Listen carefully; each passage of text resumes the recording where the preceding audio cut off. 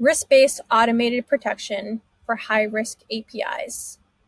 Focusing on response, I'll explain how ThreatX protects high-risk APIs by blocking attacks automatically based on risk.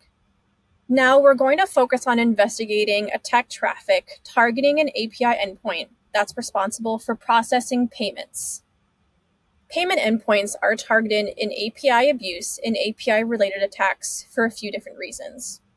First, attackers can use payment endpoints to test stolen credit card numbers to see if they will be processed, driving up failed transaction costs for organizations. Second, attackers create their own or rent botnets to target payment endpoints with DDoS attacks because they know that these services are business critical and, if successful, will take down an organization's operations. Taking a closer look at the payment endpoint, we can see all of the different credit card data types detected from ThreatX, specifically Discover and American Express being the two most popular. If we review all of the threats targeting this endpoint, at first glance, this appears to be a lot of miscellaneous bot activity coming from Brazil. However, if we sort threat actors based on risk, we can see that ThreatX has detected exploitation-level attack traffic from individuals coming out of the United States. Digging into a specific threat actor, we can see that ThreatX tracks attacker behavior over time to identify changes in attack techniques, targets, and to understand if threats are advancing from activities such as recon all the way up to active exploitation. We can see at the top of this page characteristics about each attacker, including their pirate name, risk score, current status, IP, originating location, and user agent. Below is the attacker's timeline detailing when ThreatX detected and began blocking activity for this attacker.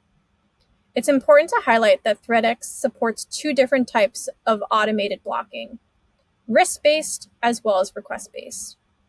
Risk-based covers OWASP top 10, SQL injection, cross-site scripting, and other attempts by blocking based off of information or requests coming to us that are obviously malicious. Here we can see that this specific threat actor tried to exploit this specific API endpoint. Looks like our passport endpoint, and this request was automatically blocked due to the high-risk nature of this request. Now, we were looking at the payment endpoint. So if we jump into the event that focuses on the attack on the payment endpoint, we can see that this threat actor attempted to traverse directories and get further access into our application infrastructure. Because ThreatX takes an automated risk-based blocking approach, this threat actor's activity was automatically blocked without any intervention from security teams. Here's one example of how ThreatX blocked automated malicious traffic targeting both our payment and passport API endpoints that contain sensitive data. ThreatX also covers risk-based attacks that are business logic or context-focused examples. If we jump over into our other threat actor, again, we can see that ThreatX tracks a complete timeline of their activity. This threat actor was first seen August 5th and has in fact come back and attempted to execute multiple events of malicious traffic targeting various API endpoints within our infrastructure. If we scroll down on their activity timeline, we can see that their initial requests didn't come off as malicious. Their initial requests came through as benign, but as their traffic continued to come through, we could see that this threat actor attempted to exploit vulnerabilities on our applications, triggering ThreatX's risk score to increase and automated blocking to take place. ThreatX's automated blocking takes a 3 strikes and you're out approach.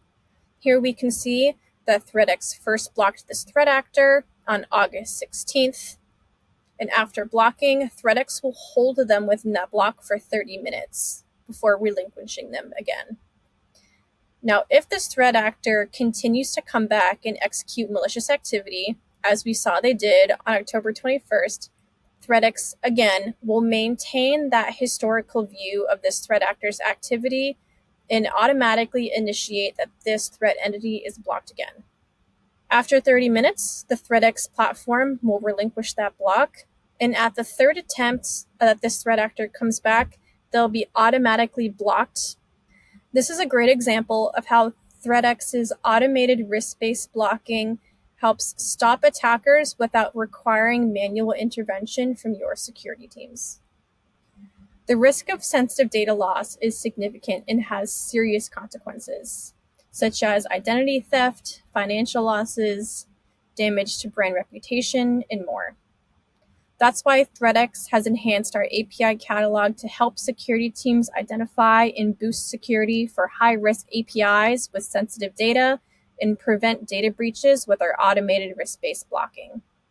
To learn more about how ThreatX can protect your APIs and applications from threats targeting sensitive data, request a personalized demonstration at ThreatX.com.